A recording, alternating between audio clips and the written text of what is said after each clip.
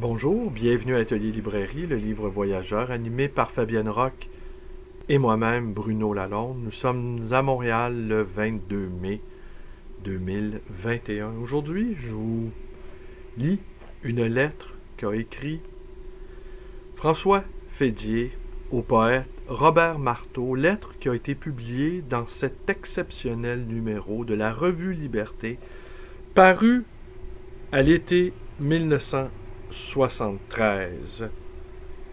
Et on y retrouvait, dans ce numéro, deux poèmes de René Char qui ouvraient le numéro. Deux poèmes de René Char. La fameuse lettre à Robert Marteau de François Fédier. Des poèmes de Juan Garcia. Vers une définition systématique du sacré, René Girard. En pure perte, Michel Deguy. Réflexion, Roger Parizeau. À la santé du serpent, Robert Marteau. Cité poétique de Godfredo Liomi. Mouvement et temps et paroles chez Rabelais d'André Bello. Paroles sacrées et actions politiques Athalie de Racine de Thomas Pavel. Novalis tel qu'en ses hymnes de Fernand Ouellette. Les 7 principes dans Amour et magie de Ludwig Tieck de Jean Richer. Les 2 enfers de Rimbaud de Gilles Marcotte. Voyance et vision d'Henri Beauchot. La poésie mémoire du sacre de Rina Lanier. Que poétiser, c'est apprendre à vivre de Pernette Marty. Et les yeux fermés de Jean-Paul Berthold.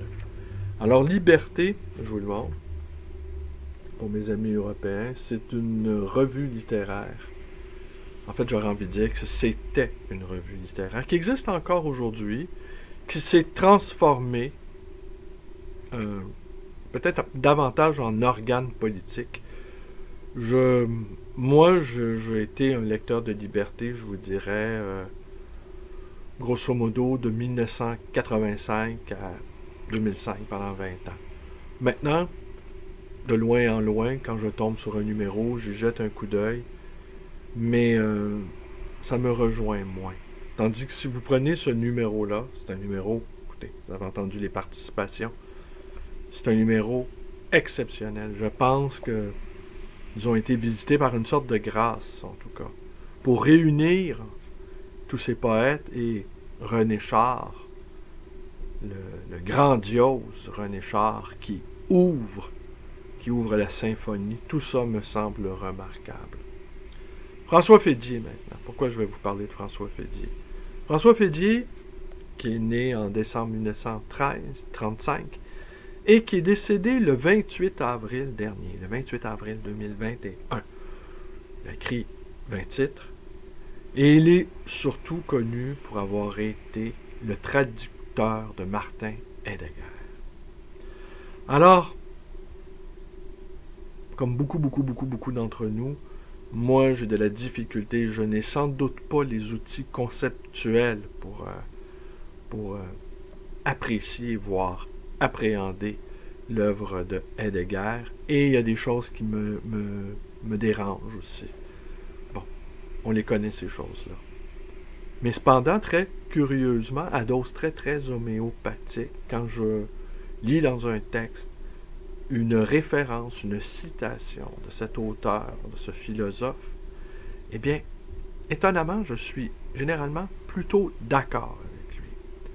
Et bon, vous connaissez toute la tradition française qui a été extrêmement influencée par Heidegger. Hein. Les Heideggeriens français, encore, sont assez vivaces, malgré tout. Malgré le remarquable livre d'Emmanuel Faye, que je vous invite à lire, un ouvrage extrêmement fouillé et érudit, et c'est pas un brûlot, c'est une démonstration du nazisme de Martin Heidegger. Bon, je sais que Plusieurs d'entre vous, peut-être, vont se réécrier de ça. Mais bref, pour ma part, je me débat avec cette question. Vous me dire, j'ai bien des choses à... J'ai bien du temps à perdre à me débattre avec cette question. Mais la question du langage. La question du langage me semble prendre une importance jamais vue depuis que l'homme est capable d'articuler. On le voit bien, et j'ai même l'impression, l'être humain, c'est un être de langage. Mais là, je suis rendu à penser que c'est notre dernière carte, et que c'est notre dernier recours, notre ultime salut, est dans le langage. Et le langage humain est devenu une sorte de dialecte animal. Il est devenu quelque chose qui n'a plus, en tout cas de ce que je perçois, qui n'a plus de prise sur le monde. Et quel est le langage qui a une prise sur le monde? C'est celui qui façonne le monde à son image. Et ce langage, c'est le langage chiffré. C'est le langage binaire. C'est le langage des machines. Et ce n'est pas anecdotique de rappeler que la maison mère de Google s'est rebaptisée Alphabet. Et car c'est de ça dont il est question. Un nouvel alphabet. Un nouveau rapport au monde par le filtre du langage. Et le langage humain est devenu un langage désuet, un langage de vaincu, un langage qui n'a plus de prise. Alors, pour moi, est-ce qu'on doit... Évidemment, on doit préserver le langage, mais en plus, si vous ajoutez que plus on se rapproche les uns les autres, que ce soit de manière tangible ou de manière virtuelle, plus nous apprécions pas. Alors, vous voyez, plus on se rapproche, moins on s'aime. On aurait même envie de dire que la proximité, d'une certaine manière, peut engendrer le mépris. Et on voit un foisonnement d'invectives, d'insultes sur les réseaux. Des gens qu'on aurait pu croire dotés d'une certaine élégance, d'un certain savoir-vivre, d'un certain savoir-être, se livrer à des débauches d'insultes, d'un mépris, là, le mépris qui ruisselle, une haine. Honnêtement, je me demande, est-ce que le langage humain maintenant n'est plus que le langage du blasphème, le langage de la dérision, le langage du mépris. Et ça me heurte beaucoup. Ça me heurte beaucoup, ça me chagrine, ça m'inquiète. Et voilà. Alors, je vais vous lire le passage, un dernier commentaire sur François Fédier. Je ne sais si j'ai été l'objet d'une innocente plaisanterie, mais il y a environ 2 ans, sur ma plateforme Facebook, j'ai reçu une demande d'amitié de François Fédier. Sans doute, j'ai eu une période où j'étais invité par des cercles heideggeriens français à m'ouvrir l'esprit par rapport à Heidegger. Sans doute, avant de mourir, je vais finir par lire Être étant. Être étant demeure quand même un regret de lecture. J'ai tout un tas de livres, plus savants les uns que les autres, qui sont des manières, des méthodes, des ouvrages, des clés pour aborder Être étant. Alors, je les ai regroupés, ça forme un petit corpus, mais un corpus inexploré. Alors, peut-être je vais consacrer quelques semaines, quelques mois, et qui sait, peut-être je vais être sur une lancée, Être étant, je vais ramasser tout ce que je peux pour essayer d'en saisir beaucoup de choses. Et quand je lis des commentaires comme celui de Thomas Bernard, qui en 2 phrases, casse Heidegger, Ou par contre, le livre d'Emmanuel Faye que j'ai lu, ou encore Robert Michrahi, extrêmement critique aussi par rapport à Heidegger. Et Fédier, lorsque les Cahiers noirs ont été publiés il y a 2 ou 3 ans, a quand même continué à défendre. Il y a Jean Grondin, le philosophe, biographe de Gadamer, entre autres, philosophe québécois, qui, dans une défense assez maladroite dans le journal Le Devoir aussi, a tenté de réparer les pots cassés. Ça doit pas être... Il y a les intellectuels aussi, ils peuvent être des groupies. Hein? C'est difficile à imaginer parce que, bon, nous sommes dans les nuées, mais les intellectuels, certains intellectuels, quand ils se prennent d'affection pour un philosophe, peuvent se transformer en fans aveuglés par la lumière du dit philosophe. Alors, ce numéro de la revue Liberté que je vous remontre, paroles, poèmes sacrés, ça m'apparaît presque un miracle d'édition. Alors, c'est le genre d'ouvrage aussi qui est en bibliophilie, en tout cas en bibliophilie pour les amateurs de René Char, pour les amateurs de René Girard, François Fédier, ça va de soi, Michel Deguy. Ça devrait être recherché, ça devrait être recherché en Europe, ça devrait être recherché en France. Et je suis extrêmement ravi toujours de voir qu'il y a toujours eu des passerelles entre la France et le Québec. Je salue en passant l'ouvrage de Carl Bergeron qu'il a consacré à Marie de l'Incarnation, qui promet d'être fort intéressant. Je vais en rendre compte dans l'une ou l'autre des vidéos. Vous savez, il y a quelques années, j'étais... peut-être ça, je devrais la mettre, ouais. Je pense que je vais le faire. Ou peut-être pas, je vais sans doute oublier. Mais Mathieu Bock-Côté nous avait invités, Carl et moi, à parler de l'avenir de la culture québécoise. On avait eu un bel échange, les trois. Et régulièrement, encore à ma librairie, on me parle de ça. On me parle de ça. Toujours des jeunes personnes. La plupart du temps, en tout cas, des jeunes personnes. Là qu'on se dit qu'on fait quand même un sacré beau métier. Hein? Lettre à Robert Marteau. Robert Marteau qui est revenu pendant cette période de couvre-feu qui bientôt s'achève. Je ne cacherai pas, j'avais fait ça au début pour conserver une certaine diététique de l'esprit. Et là, j'y ai pris goût. Mais avant que je prenne quelques jours de vacances, je vais quand même vous parler de peut-être 3 ou 4 ouvrages. Alors, ça se pourrait même que j'aille en prolongation avant de prendre mes vacances. Parce que on me fait le plaisir, on me fait la joie de m'offrir des livres. Et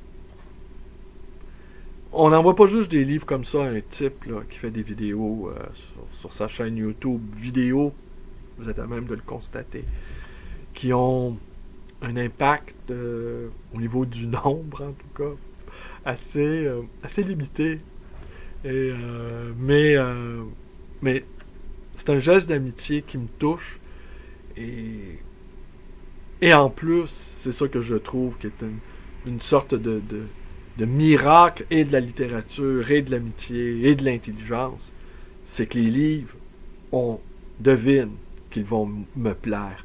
Alors je me verrais absolument pas me faire une réputation de killer en démolissant des livres. Alors ça aussi, ma complexion m'empêche de lire des choses qui me déplaisent. Et les gens qui m'envoient des livres, ils le savent par avance qu'il va se passer quelque chose entre eux, le livre, et votre humble serviteur.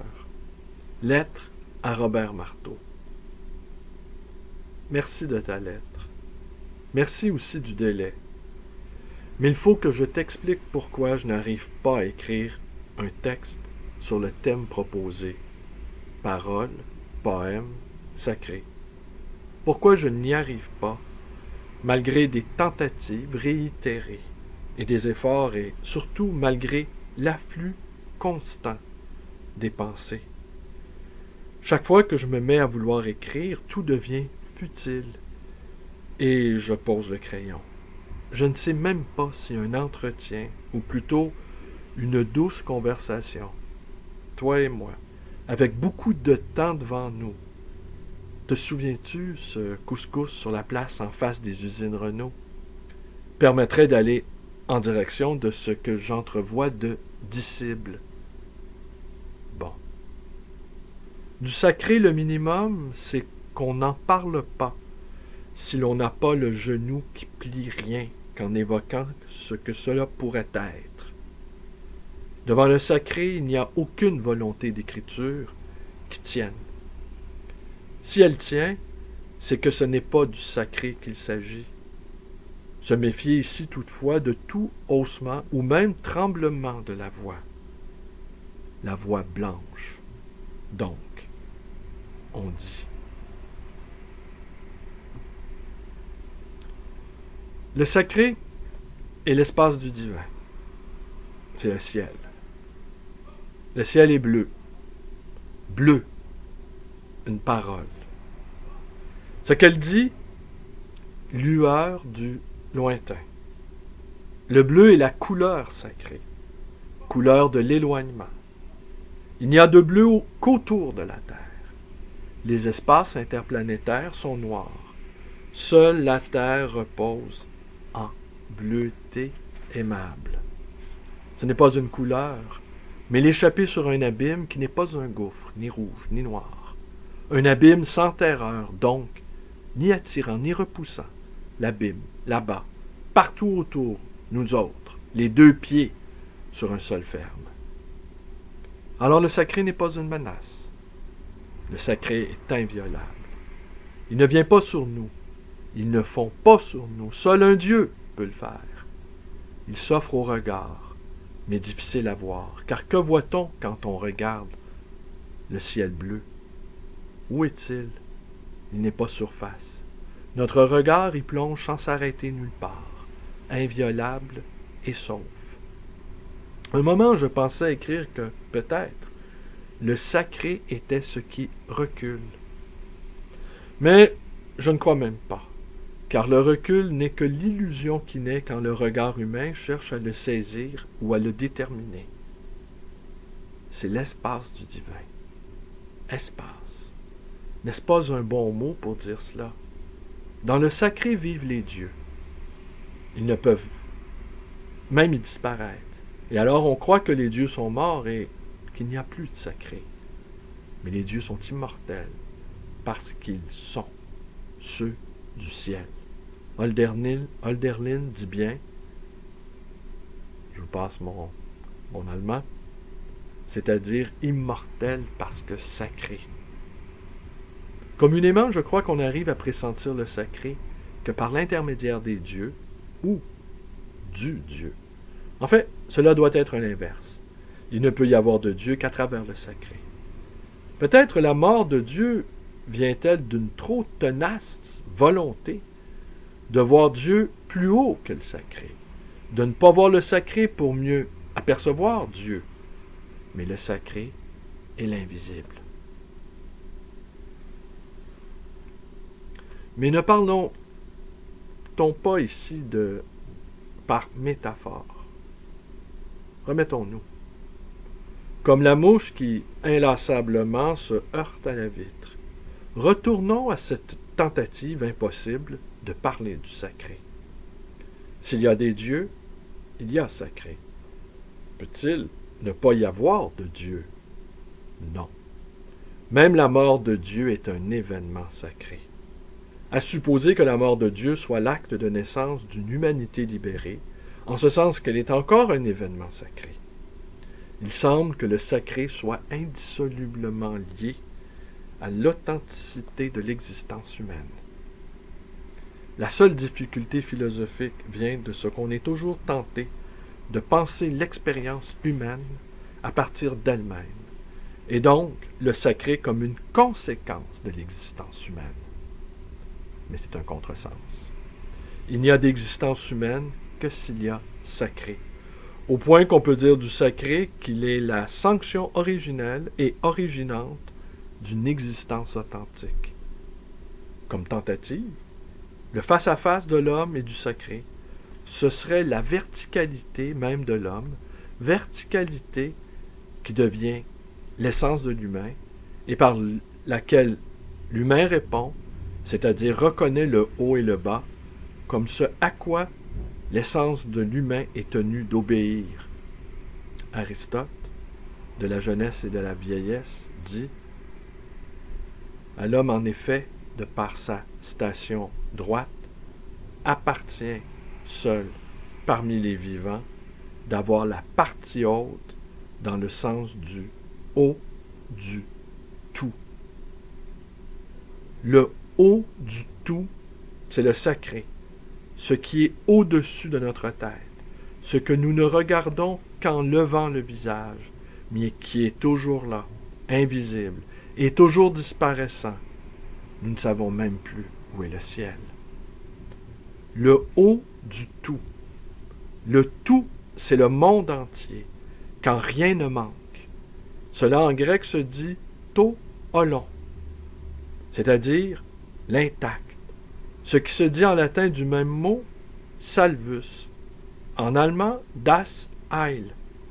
D'où vient das, pardonnez mon allemand, Elige, le sacré.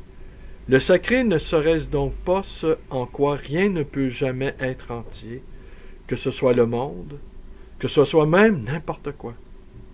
Alors, parleraient étrangement les propos d'Héraclite, il y a des dieux ici même. Ici même dans cette chambre où j'écris, dans ce lieu, quel qu'il soit, où tu me lis. Oui, dans la simple mesure où il y a esprit, et que cet esprit n'est pas hypostasié en mon, ou bien ton esprit, nous nous entendons. Il suffit. Maintenant, il faudrait essayer de penser ensemble tout cela. Rien de séparé n'est sacré. Le tout lui-même, seul, comme simple tout, est encore séparé. L'esprit n'est pas le sacré. Le corps n'est pas le sacré. Mais le corps spirituel, la beauté d'un corps où il rayonne entièrement, sacré. Mais l'esprit incarné, la vraie parole, où l'espace vibre. Et pour ceux qui ne voient pas, la lettre, sacrée.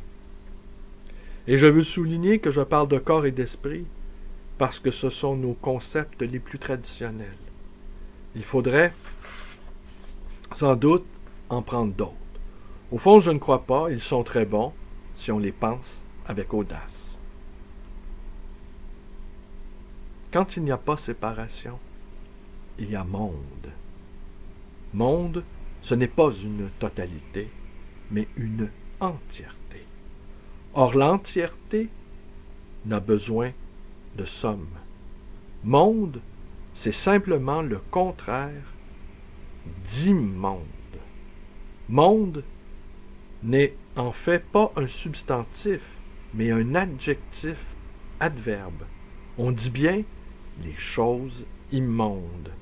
Ce qui veut dire, si on regarde bien, les choses séparées, sans aucun rapport entre elles, absurdes et sordides.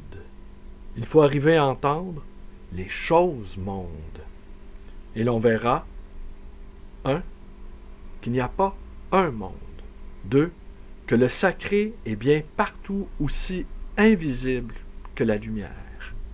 Aussi invisible et en même temps aussi manifeste. Une manifestation de l'invisible, ou bien, mais nous nous méfions, n'est-ce pas mon cher Robert, de ces jongleries, l'invisibilité même de la manifestation.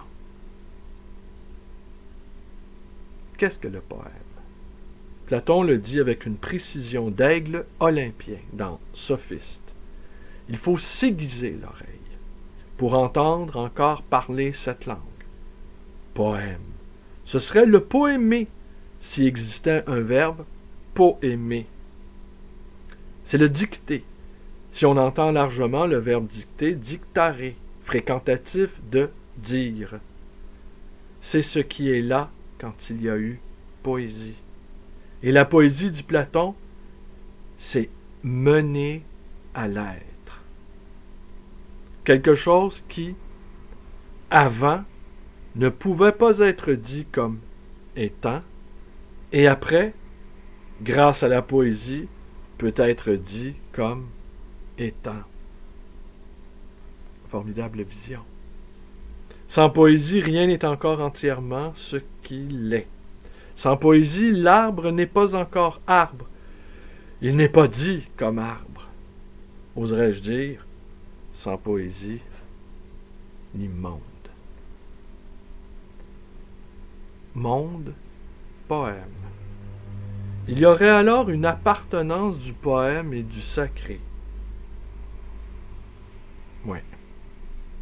Le sacré réclame le poème qui serait la gloire du sacré. Matisse, connais-tu le recueil de ses écrits et propos, livre magnifiant, édité par notre cher Dominique Fourcade? Dans un entretien, ne disait-il pas « Tout art digne de ce nom est religieux ». Ce que j'entends au sens étymologique courant de religion, tout art relie. Et ce qui relie et lie, c'est justement l'appartenance du poème et du sacré, ce qui n'implique nullement que tout art est un contenu religieux. La Bible n'est pas un poème. La Divine Comédie, si. Et comment le poème ouvrant et fondant un monde peut-il appartenir au sacré? Parce qu'il est parole. La parole est la poésie originaire, ce qui ne signifie pas primitive. La parole est poésie. Dans cette petite phrase se cachent des amoncellements de présupposés, dont l'un est que parole, cela demande beaucoup de temps et de concentration pour être entendu comme il faut. Je dis, pour m'approcher un peu, quand la parole parle, il n'y a pas de signe. Du moins, pas de signe au sens de Saussure et des linguistes. Autre chose est le signe de Hölderlin. Il n'y a inversement de signe que lorsque la parole ne parle plus. Alors oui, devient nécessaire d'interpréter ces signes. La parole originaire n'est pas signe, mais présence même de ce dont on parle. Présence voulant dire ici rigoureusement mouvement d'avancée dans l'être. Cette avancée ne faisant qu'un avec le mouvement de la parole elle-même, mouvement ici si simple dans sa marche, puisqu'il est le rythme. Le poème n'est pas une parole à laquelle serait ajouté le rythme, mais c'est la parole elle-même, devenue elle-même, si tu veux, la parole en parole. Car le rythme est interne à la parole. C'est l'espace vibrant de la parole, autre chose que l'élasticité du milieu physique. Il est l'appartenance qui tient tout ensemble dans un unique mouvement. Ce que Hölderlin, parlant de la lumière, nomme la poussée de son afflux dans le venir et l'aller. Parole, poème, sacré. Il n'y a autant que je sache que les Grecs qui aient, en toute clarté, éprouvé le poème comme lieu où la parole manifeste le sacré. Hölderlin, lui aussi, dans la même clarté, chante dans le poème qui s'entitre « Compare le métier du poète à la vie d'homme au jour de fête ». Hölderlin s'écrie « Le sacré soit ma parole ». Culmination du poème. Unir la parole au sacré. Que dans une parole, cela parle entièrement. Mon cher Robert, l'épreuve pénible de la relecture me révèle que je n'ai pas réussi à dire comme il faudrait cet ensemble de rapports. Justement parce qu'il s'agit de rapports, et que rien n'est plus ardu que cette notion de rapport. Le sacré n'est rien sinon le rapport de toute chose à son entièreté.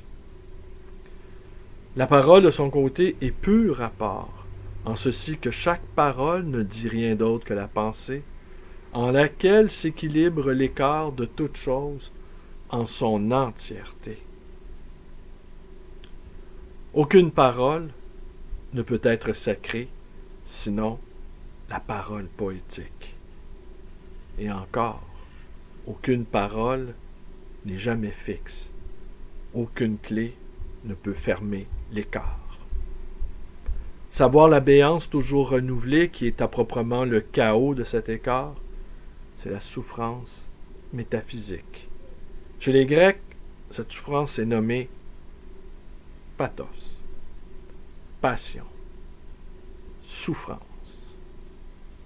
Peut-être plutôt subir, ou même plus simplement encore, être ouvert pour accueillir.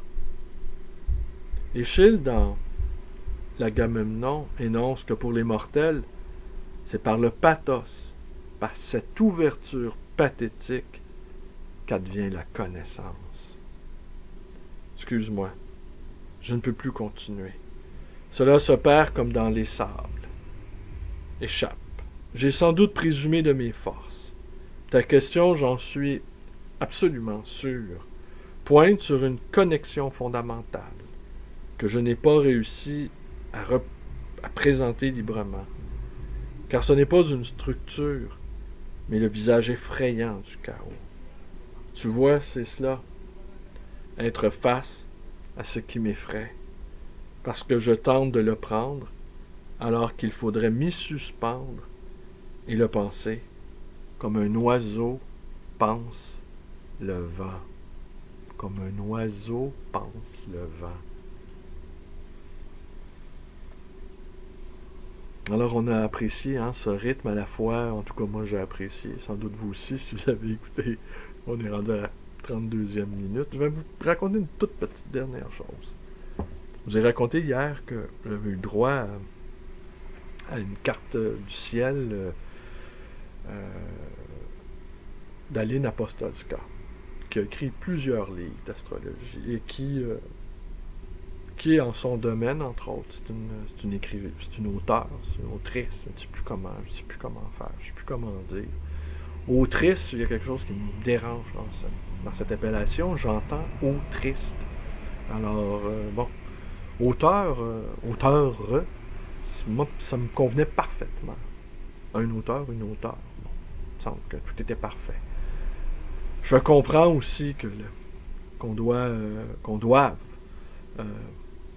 batailler ferme pour imposer certains mots et que certains mots sont le reflet de certaines réalités nouvelles surgissant dans le monde. Je comprends. La langue, même si elle est menacée de partout par les machines, et également par une certaine opinion publique, non pas une opinion publique, mais menacée par certains idéologues, devrais-je dire plutôt. J'ai dit le contraire de ce que je pensais. Parce que l'opinion publique, elle est bonasse, l'opinion publique. Parce que l'opinion publique, elle a d'autres choses à foutre que d'être l'opinion publique. L'opinion publique va faire du sport, l'opinion publique va travailler, l'opinion publique paie ses impôts. L'opinion publique ne s'occupe pas de l'opinion publique. Personne ne se sent l'opinion publique. De la même manière, personne ne se sent le monde. Comprenez? Personne ne se lève le matin en disant « Moi, en tant que monde, je suis les gens. » Personne n'est les gens. Et personne ne se vit, personne ne se sent dans son entièreté avec tout le monde. Pourtant, nous sommes une petite, minuscule partie du monde. Alors, hier soir, j'étais assez troublé aujourd'hui. Madame Apostolska a confectionné ma carte du ciel qui correspond aussi à celle qu'a fait mon ami l'oracle. Pour ceux qui sont habitués à parcourir ma page Facebook, Vous savez c'est qui l'oracle? Bon, c'est un secret de Polichinelle. Et, sauf que l'oracle n'est pas rentré dans une... J'aurais envie presque de dire d'une sorte d'incantation. Parce qu'il y a les planètes, hein, la configuration des planètes. Il y a le thème astral de naissance, qui est aussi le nôtre individuellement, mais qui est également le thème astral de gens qui sont nés à peu près le même jour, la même année, un truc générationnel, quoi. Et ce qu'elle m'a dit sur le début de ma vie, je ne peux pas le révéler ici, mais c'était épouvantable. C'était épouvantable. Sont évoqués ici brume, enfoncement dans l'eau et impossibilité de rejoindre la terre ferme. Il a évoqué un oisillon incapable de se défendre, l'absence de reconnaissance. Je veux pas rentrer dans les détails, mais ça a commencé dur, mon affaire. Et moi qui me croyais béni par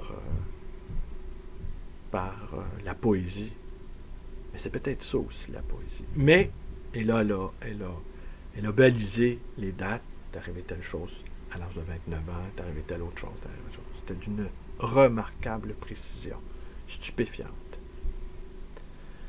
Et on va retenir juste une ou deux petites choses. C'est que je me suis presque auto-engendré. Je suis devenu, ce qui était, entre autres, mon extrême faiblesse, celle de ne pas avoir eu de père, a fait que je suis devenu mon propre père. Et un père qui m'a à l'œil, un père qui m'oblige au dépassement. Et quant à la mère, j'en parle pas. Mais la catastrophe aussi. La catastrophe dans les deux cas. Évidemment, avec le recul de la vie, avec l'âge, avec l'expérience, on peut, c'est ça aussi, être un être humain, on peut se mettre dans les raisons des autres. D'ailleurs, je pense que nous devons le faire sans arrêt, se mettre dans les raisons des autres. Le plus qu'on peut.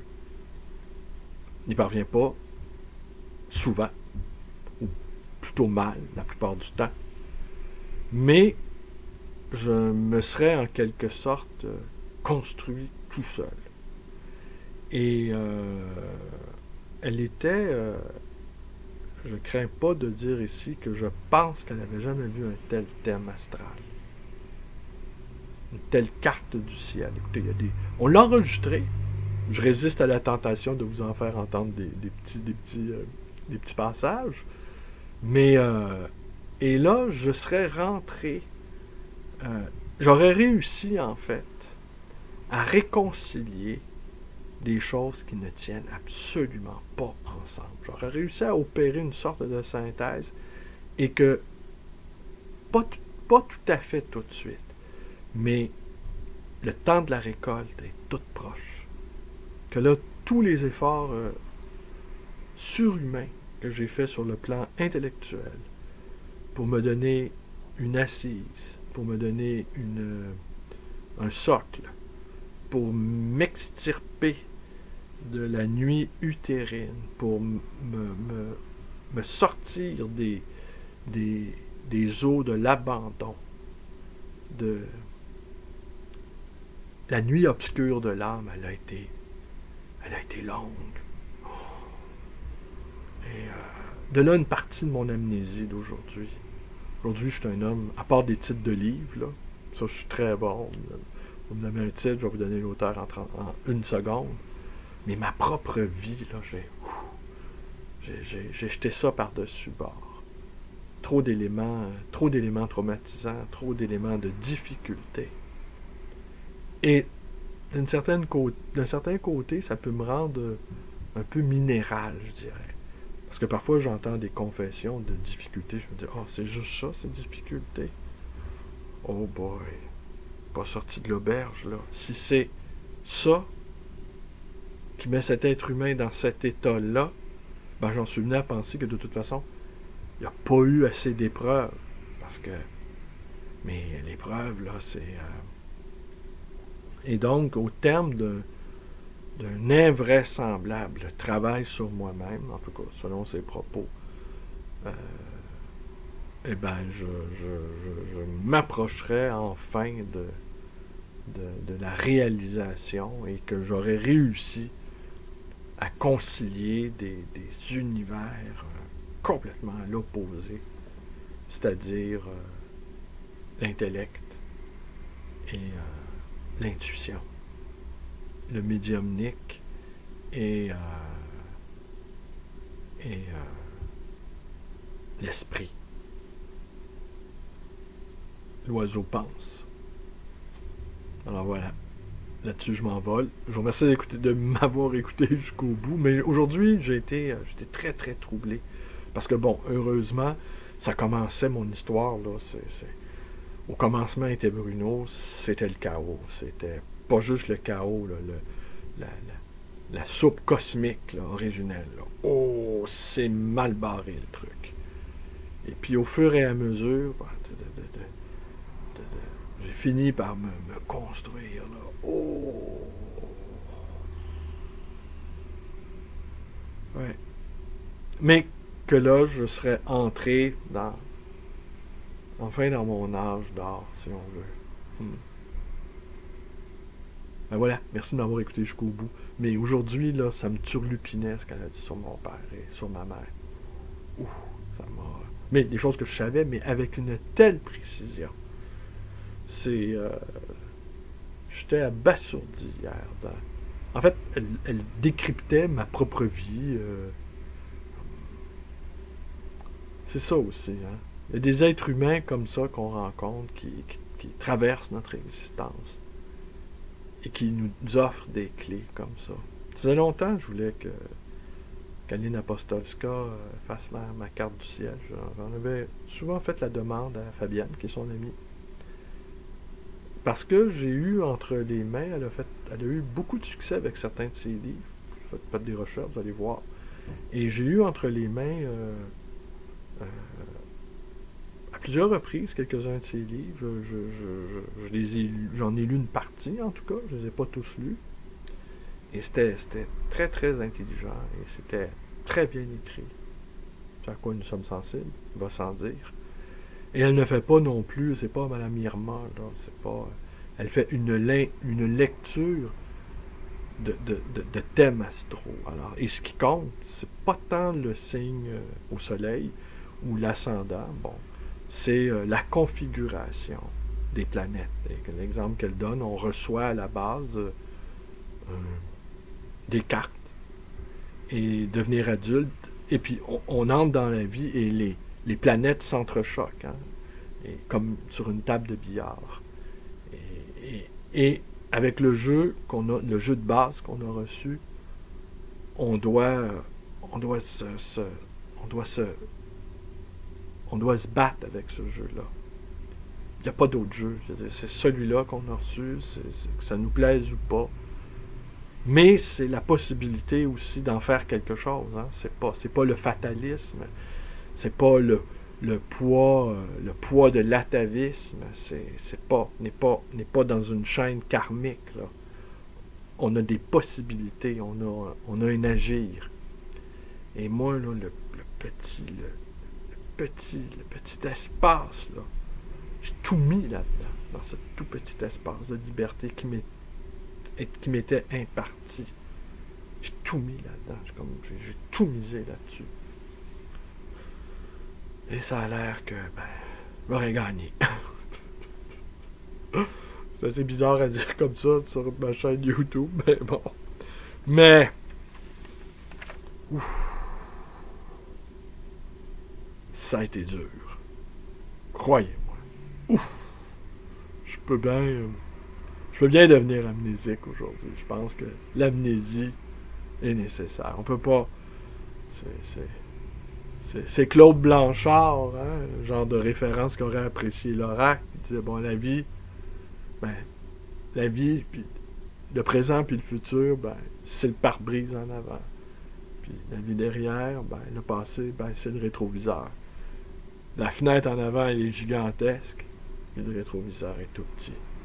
C'est la parole d'un sage qui a grandi sur la rue Amherst et Ontario, Claude Blanchard. Un vrai baume. Allez, je m'y reconnais. Un baume, si vous préférez. Allez, bonne soirée. À demain.